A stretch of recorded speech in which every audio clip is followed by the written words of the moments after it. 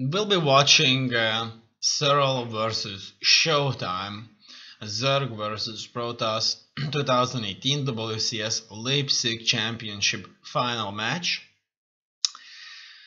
2018 WCS Leipzig is the first of 4 events of the 2018 WCS circuit. It takes place at DreamHack Leipzig 2018 and is organized by DreamHack. So that's one of the few tournaments for those who wish to compete in the Starcraft World Championship Series. And the 2018 Starcraft 2 World Championship Series is a series of events organized by or in cooperation with Blizzard Entertainment. They are designed to include 3 major Starcraft 2 broadcasters. Like in 2018, there will be a $2 million prize pool that will be spread out amongst multiple events throughout the year. WCS will be essentially split between the WCS Circuit and WCS Korea, only reunited in WCS Global events and in the WCS Global Playoffs and Finals that conclude the season. 16 spots in the WCS Playoffs will be available either by winning specific events, and these are events just the ones that we currently are going to watch, such as 2018 WCS Leipzig or IEM Katowice WCS circuit events, so that's the Leipzig one, 1 out of 4. WCS Korea GSL season, so it's like the world. People from around the world compete in WCS circuit events, and only people in Korea compete in WCS Korea GSL seasons, or by being one of the top ranked players of the WCS circuit or WCS Korea. And here we see the format: Global Events, Conclusion, Global Playoffs. Here, that's that. So these are the events right here. And there's more events. So the Leipzig already happened. We'll have WCS Austin in a few months, and WCS Valencia in a few months, and WCS Montreal in like half a year or so. Now it's February, so there's going to be a lot of time. And as we see that these two have already played, and we can see the winner, who is the Serral. So the Zerg has prevailed over Protoss, which is what it kind of is all about if you're into Starcraft 2 and trying to find out the race to play, then the Zerg is for you in this case. But obviously the past and present shows that these 3 races are consistently runner-ups to each other, and it's unclear which race is the best because there are so many playstyles, so much cheese, and it's so difficult, and timing, luck is very important. These races are pretty much balanced to the core. However, everybody has their own opinion about it. One tournament it's Protoss, another tournament it's Zerg, third tournament it's Terran. Pretty much all 3 races dominate over the ladder top spots. Now let's go back to WCS Leipzig, and here you can take a look at all the maps. So these are the maps played right here. I'll show you them in detail. These maps change consistently, and they change over time. So every year these tournaments are being played on different maps, so things are certainly not repeating themselves. Here we can look at the prices, and as you can see, Serral has made $20,000 before tax. Obviously everybody has to pay some tax on the money that they make. And then we move on to the groups. So these were the groups out here, the ones that had to play in order for them to move on to the brackets. So that's that over here. And now we go into the brackets and see who actually did it. So what about the champion? Champion, first of all, win a decisive victory against the Canadian player Massa. Then he moved on to win a decisive victory against Nacho. And then he moved on to win a victory against Special. After that, he moved on and defeated Showtime. And here you can see the maps where each player has prevailed. So 3 first wins for Serral and then 2 wins for Showtime. However, Serral has gained its victory in Acid Plant, and Genesis wasn't even played whatsoever. You can watch the videos here. The replays, obviously. So replay in Starcraft 2 is called VOD. And that's what you need to type in Google if you want to find them. Here you can see the group stage statistics.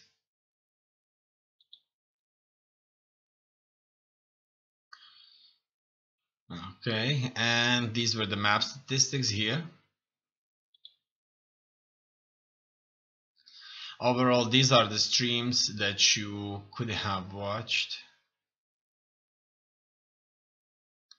And more VODs. Replay pack, 55 megabytes. You can download and get all those replays out there.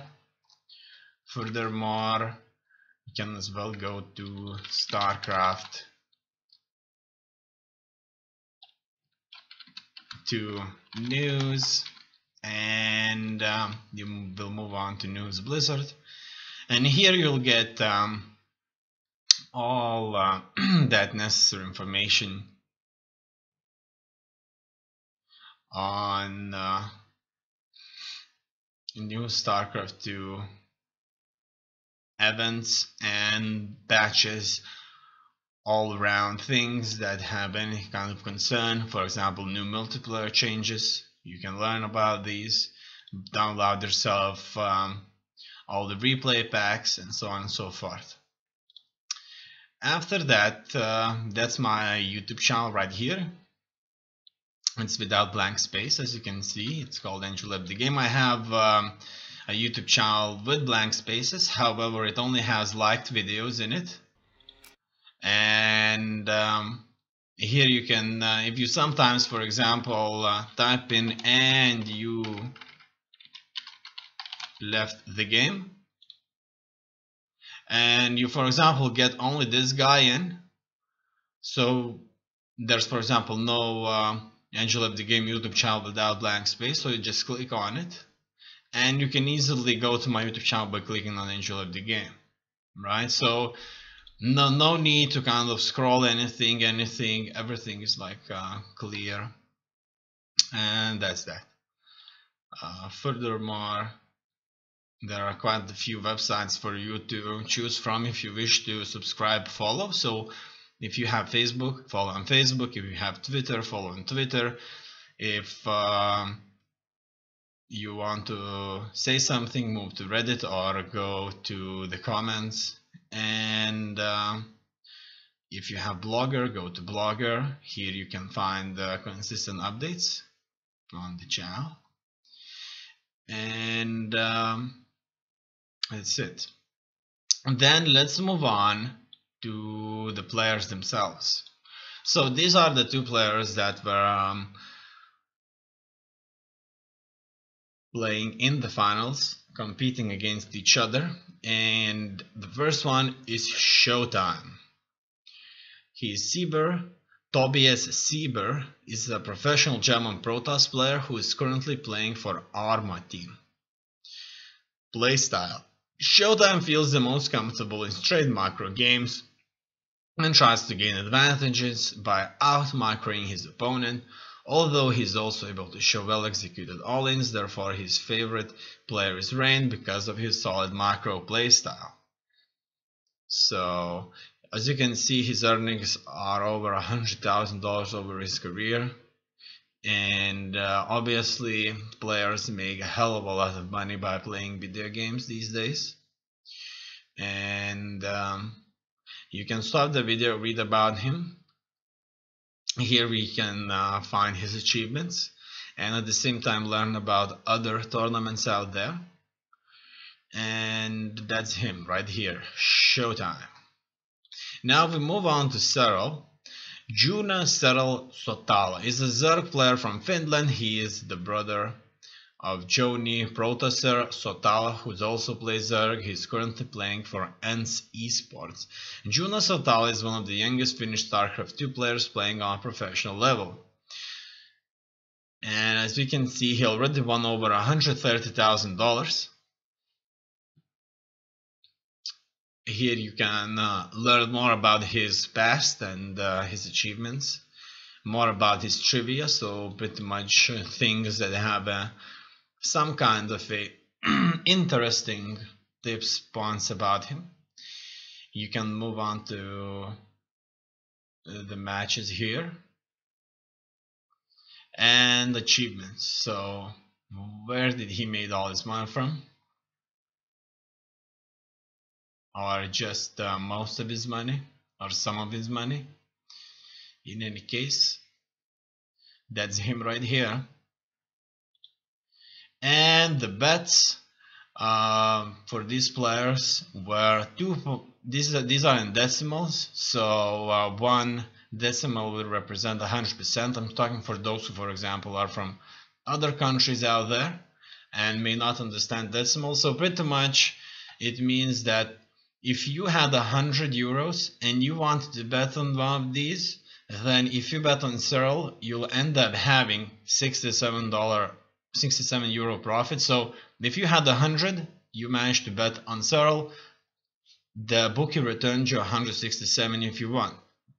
If you had 100, you've bet on Showtime, the bookie gave you back 223. So you made €123 profit. That's how decimals work. I find them the most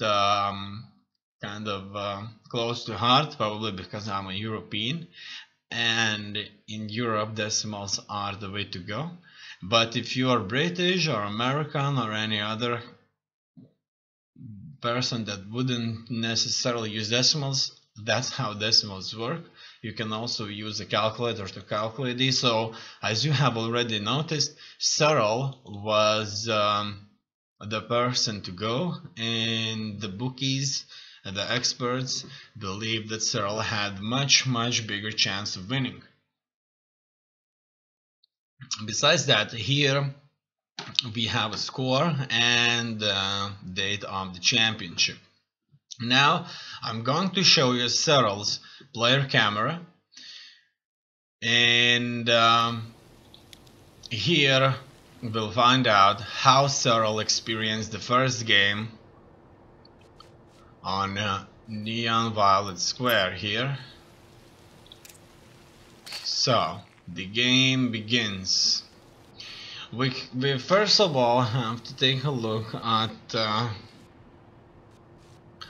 his play here. So first things first, it looks like Serral has put his hatchery on number 3, his cocoons on number 4, and his overlords on number 2 and 1. So that's how he begins playing this game. He consistently moves around the map, and if you don't know why, he's hotkeying map locations on his keys. He firstly starts with a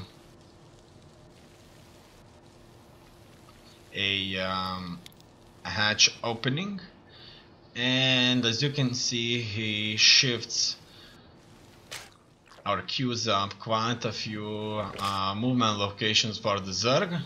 He consistently moves around using hotkeys to his primary hatchery location. So interestingly, when he selects his hatchery, his camera moves on to the hatchery. I'm not sure why he's doing that, but that's the case here. or at least that's most of the time. In any case, he has one gas. He already sends more probes to his second natural base. It looks like an early aggression here is simply not an option. And spawning pool just finished. It's 2 minutes. Queen is already on the way for the second and first hatcheries. It looks like with queens he wasn't nearly as early, so he probably thought that he doesn't need the extra larva at the beginning of the game. And if you look at his money, the money is certainly just kind of not there. After that, he is chasing the probe, and he has spotted an adept. Now at this point he decides to build himself another hatchery. That's at 2 minutes 40.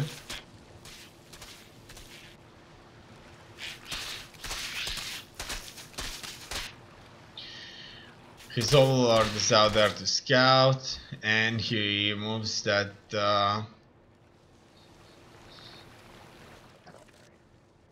those rocks away from the ramp. As far as I know, those rocks are there so that nobody would be able to build there anything at the early game rush attack, because then it kind of becomes very difficult to untrap yourself on these kind of cheeses out there. Now he sees that the ramp is blocked out here, and he builds additional links. What do you know? He's just spotted an oracle and moved into his opponent's base. The creep is being spread out consistently, and he moves his overlords away from the natural and the second base. Probably doesn't want them to lose. Then he builds himself or finishes an upgrade.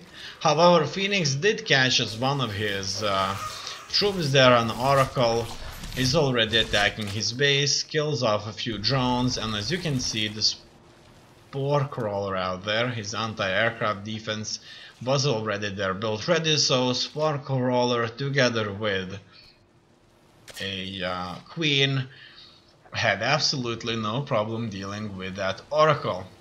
And oracles obviously are very, very dangerous. Now he attacks his opponent's main here, but doesn't really commit. As you can see, the Protoss player just did not have any ground units, and Serral would have been able to just carve through the barracks or the gateway. However, it looks like Serral decided not to commit into this, because he was probably expecting that unit will show up and Serral just won't be able to quickly enough move away his troops, and would lose just too many links at this very early, very important stage of the game. As you can see, besides Protoss or Showtime's early aggression of a few airships that would kill a few probes, there was no serious, no cheese early aggression. Furthermore, Serral has, as you've just seen, moved an overlord into opponent's base to spy on and see if he's moving for something really, really early. Now we see that he moved on with a proxy attack here with the use of the ship. That landed 2 of these Archons, so Warp Prism can warp in units, as you may have already know that.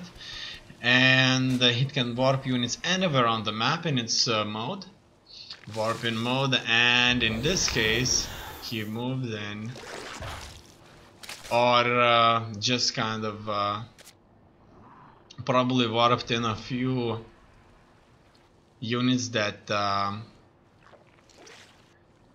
morphed or somehow transfused into those 2 Archons, and these are very, very heavy units, very heavy like composition, super power and super health. So but they decided that Showtime decided not to commit in this, and as you can see, Serral has already, by 6 minutes, 40 quite a few Hydralisks. He has 2 queens here for 1 hatch, and it looks like that is the case for him. Then he decides to expand into the 3rd base, and I'm not sure if he has a queen here, but it looks like he has a queen here. He has another queen there, a 3rd queen on his 3rd, so he has queens all over the place, no doubts about that. And the units here are quite big deal. He has 70 harvesters by 7 minutes 30, more than 70, 76 now by 7 minutes 30, and we have a first engagement out there, and Serral decides that he would lose, so he's certainly not going to commit here.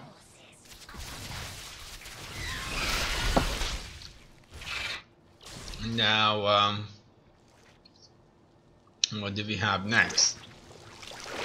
It looks like Serral will continue to spread creep, and will scout around. As you can see, he has his own area of control here, and he just kind of gets his army together. Now let us stop this and just take a look at what is happening. Now let's take a look at his first of all hotkeys. So he has an all army hotkey here, not all army hotkey, but most of his army on number 1. These hydras are here, set up to fight off a potential drop. As you can see, these hydralisks are on number 4 here. Then we have a number 2, another batch of troops away. I'm not sure what these are for, however I'm sure we're going to find out very soon. Then he has all of his queens set up just like that, and I'm not sure how that is any helpful at all, but just maybe there is a sort of a trick with that. Then he got revealed here, so this is really good against lurkers, for example.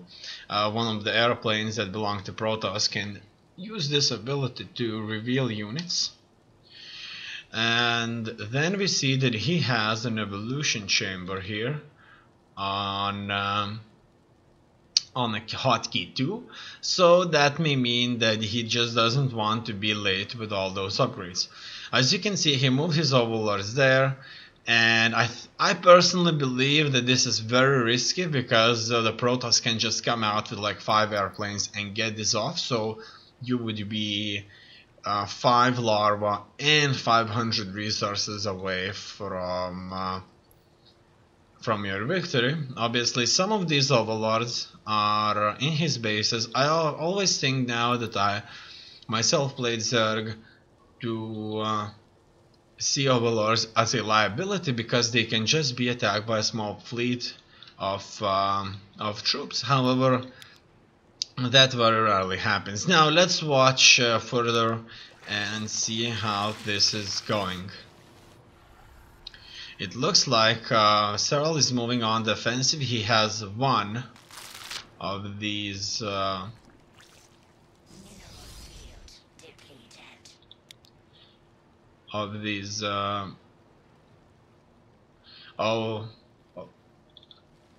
overseers here, and it looks like he has used an all army hotkey. Now if you see, everybody just got selected, right?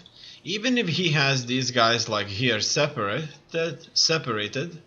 he has 10 hydralisks somewhere out there set up. Okay, so it looks like he's building hydralisks and selected a few hydralisks to create himself a separate hotkey group. I'm not sure why is that. And it looks like this separate hotkey group has been taken away from the main army hotkey group. So as you can see, he added these guys here to the main army hotkey, the ones that were separated just recently, and now they're morphing into lurkers. So he probably separated them so that they would morph into lurkers, and that answers why. However, he does have an additional force here. I bet this force is here solely to make sure that his base is not going to be under attack, and Zerga left defenseless. Now this was a scouting link, so he wants to see what's happening there. He moves on through the bases here and very quickly does all the injects. So if we go just back a little bit, I think that we would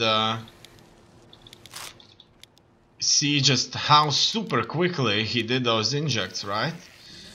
I think he did those injects like in a second. So he selected all his queens and then moved super quick through the hives and nearly instantaneously did the injects. Boom, boom, boom, boom, boom, like that. Boom, boom, boom, boom, boom. You see? I think that he selects all of his queens.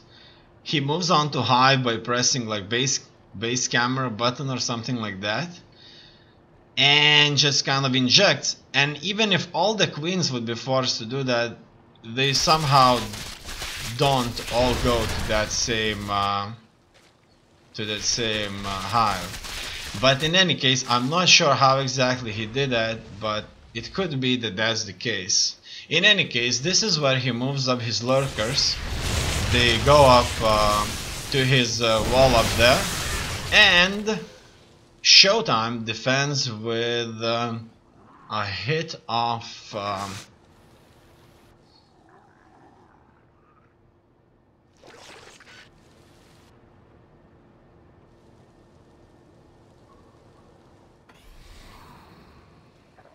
storm there. In any case, these storms won't have a problem dealing with anything with those links. Now let's go back a little bit. I want to know how Serral managed to do those injects there. So these overlords or dropolords, whatever you want to call them, first of all, they need to move troops into them, and then he fills these 5 overlords with troops, and soon he's going to make an inject. So let's see if he's going to select all of his queens to do the inject, or he somehow selects only one queen. Let's just see how this works. At any moment now, bam! So what happens? It looks like it doesn't even show me that he selected anything. You see? Nothing. Only an over. Hopefully I didn't select that overlord. Okay, something's certainly wrong here. Let's go back a little bit. Probably I selected that overlord there. Okay, I don't see what exactly Serral has selected here in this mode for some reason. I can see only that Zergling there. In any case, that's fine.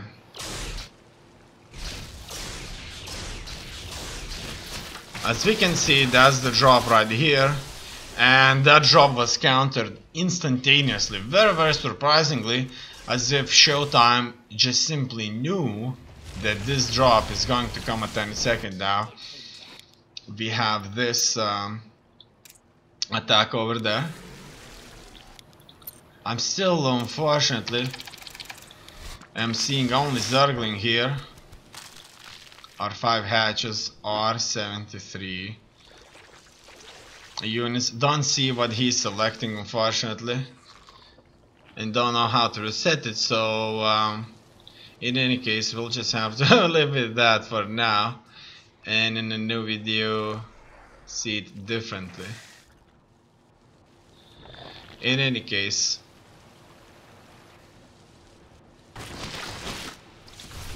it looks like Serral has a very powerful force now, but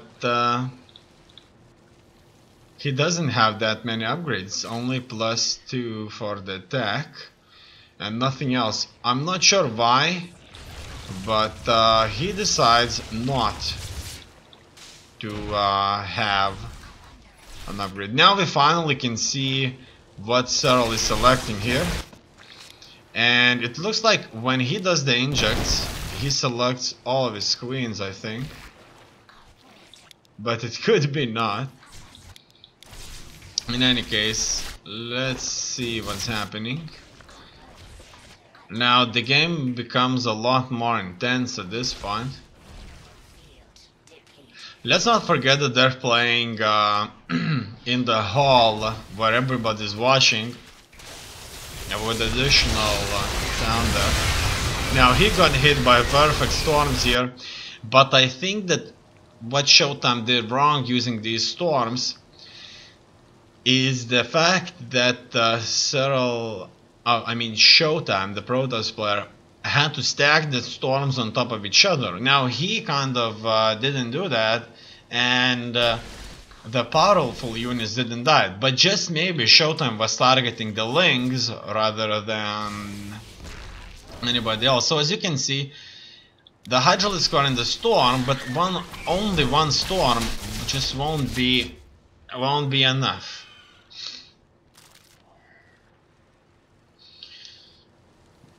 In any case, this is where he tried to engage his static defense, however that just didn't work out.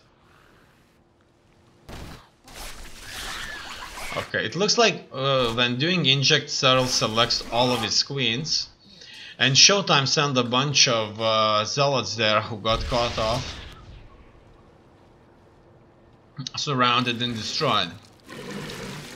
Now Serral will try to do another drop into his opponent's base. This time he's probably hoping that Showtime won't show up. So what does Serral want to achieve here? Serral wants to drop these overlords onto this base and kill off all those gateways, or most of these buildings here that are important to Showtime, before Showtime's army shows up. Now if Showtime even defends this, it's going to be bad. Now what's happening here, as you can see on the map, Serral already engaged Showtime, at the same time is making a drop. So Showtime has naturally moved all of his forces here to fight Serral's army in the south. So at this point Showtime is being left in a very dangerous position. Will he send his troops north to defend his main base where all the gateways are that produce his units, or will he move on south and try to protect his fourth base that's mining right now against the remaining vanguard that belongs to Serral? So Showtime may split forces, may move south or may move north. If he moves north, he's going to protect his main but will lose his third base right here. If he moves south, he'll lose all of his buildings in the main and will be left like dry without an ability to build anything whatsoever. And as you can see, buildings are falling off in seconds. Now Serral will engage Protoss player further, and it looks like Protoss player decided to not move on to the main base. And oh yeah, look at that, it looks like Showtime decided to split his forces. Now let's take a look. Yes, it seems that no, this wasn't a force split. This was just a bunch of zealots. He decided to warp in more zealots, and newly finished mothership was sent in to defend this area. And the mothership, together with a bunch of carriers, I see now. So he sent in the carriers with the mothership, to fight this. Obviously, we don't know if he sent them or if the carriers, together with the mothership, were just recently built, solely because we weren't watching Showtime. But all in all, we know that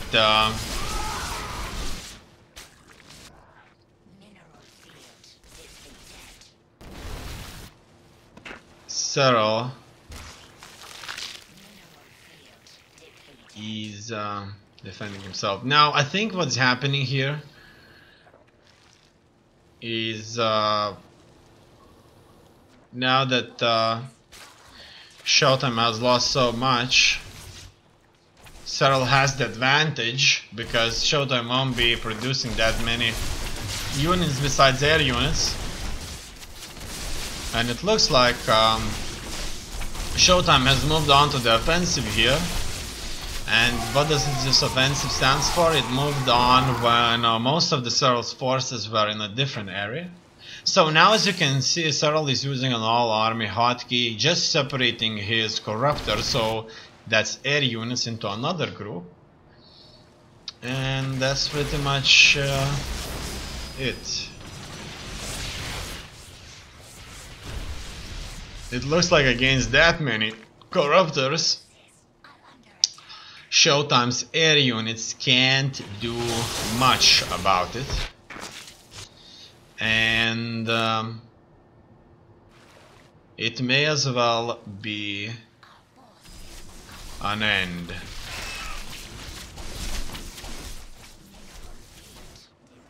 It looks like Showtime was focusing quite a bit on zealots.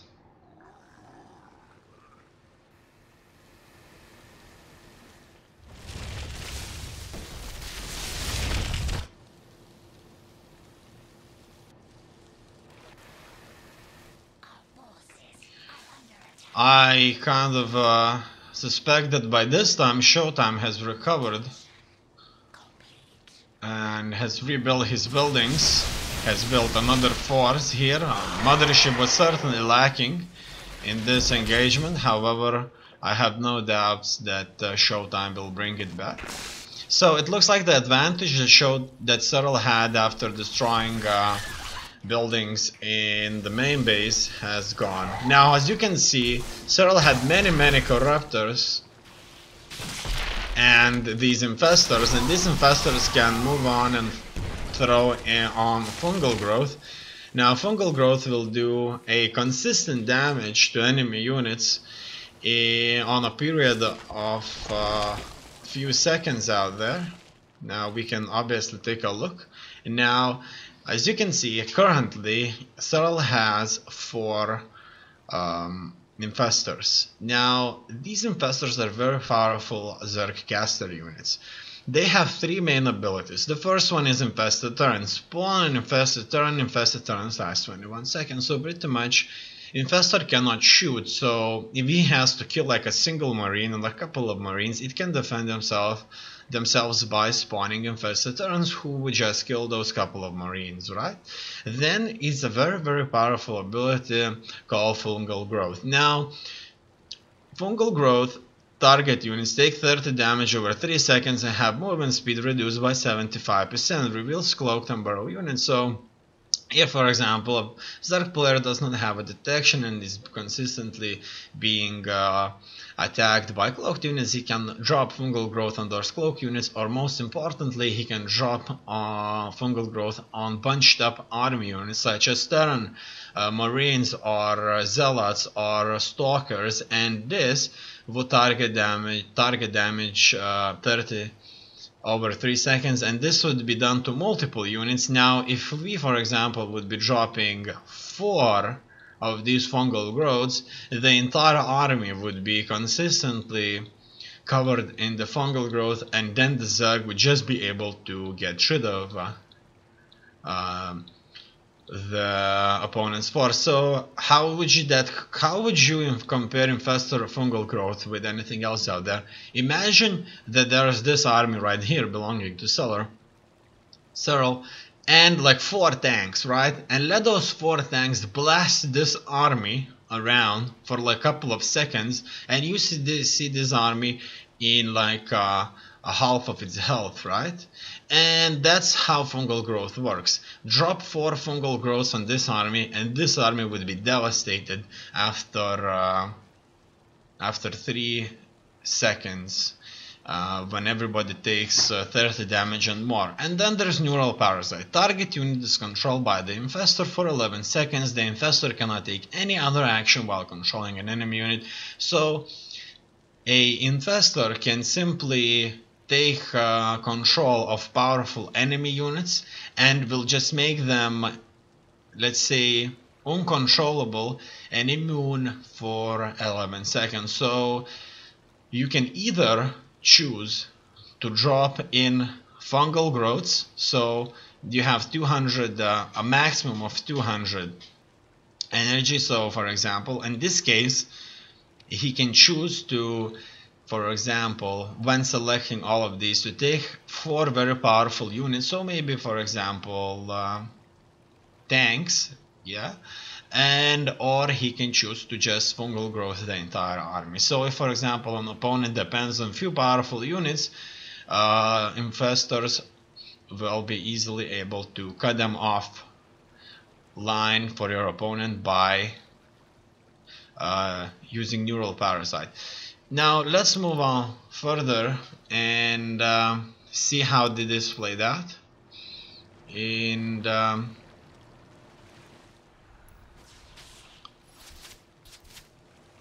let's take a look.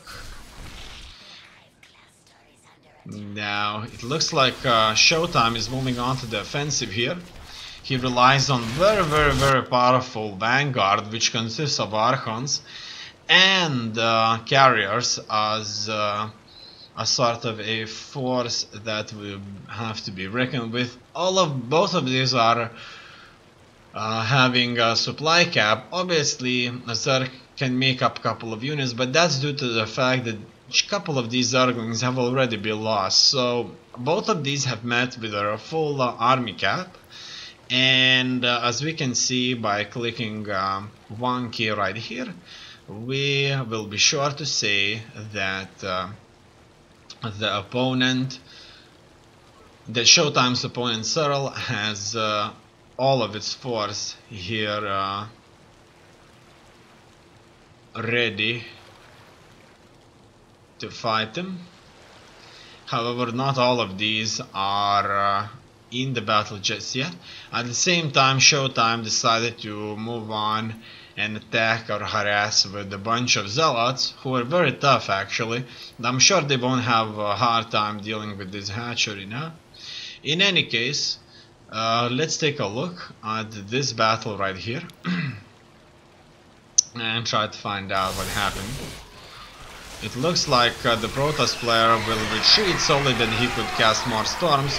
So the Protoss army consisted of Archons,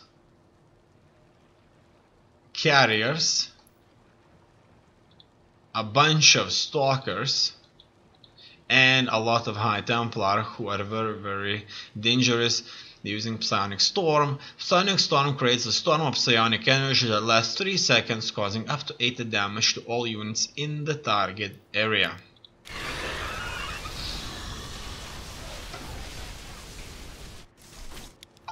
As you can see in this match right here,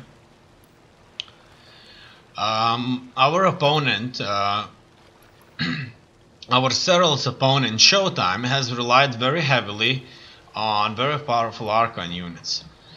Now these Archon units have been neural parasited and pretty much controlled by infestors here. So the infestors, instead of dropping fungal growth on extremely heavy Archons that have, as you can see, 10 life and 350 energy life, which makes them super tanky. have been controlled by infestors, so they pretty much couldn't do anything for 11 seconds. In turn, they may as well take damage and simply lose. And that's exactly what happened. So not all of these Archons were fighting. After this battle, both of the armies suffered tremendously. However, as you may already see here, the Zerg, using its larva, can almost suddenly regrow or reborn its army, while the Protoss was not doing that, and it looks like not only that, the Protoss is running out of money.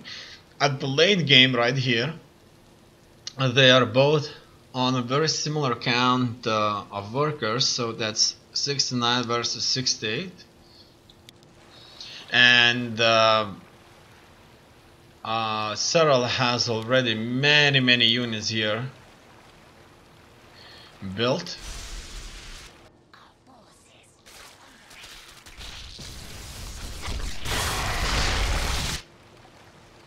These infestors were left aside for a bit. As you can see, he hotkeyed infestors on a different hotkey here. He decides to open up another base. It looks like Serral, all of his game, decided not to open a base that had only a few mineral patches. And it looks like, you see, Serral's army is nearly completely finished, while the Protoss is not. So let's see at Protoss capacity to build. So Serral was able to build approximately 50 cocoons at once, while the Protoss would be able to build 7 ground units and 2 air units. So 8 ground units. There were more. No, that's 7. So that's 7 ground units and 3 air units at the same time. That's 5 air units at the same time. 9 ground units at the same time. And that's the final. So 9 ground units and 5 air units at the same time. Not bad, right? You just need a couple of minutes and you would have a hell of a lot of units. Now, as you can see, the Protoss player decided to expand, but Serral didn't engage with Lynx. Probably Serral wants this to be built so that our opponent wouldn't be able to cancel it. In any case, those storms are certainly very devastating, and now you see the storm stacked up and the Hydralisk lost most of its damage, most of its life points right there. So if the storms are stacked up on top of each other, certainly it's going to be a success. And this is where the opponent decides to GG out. Serral has won the first game, and that's that.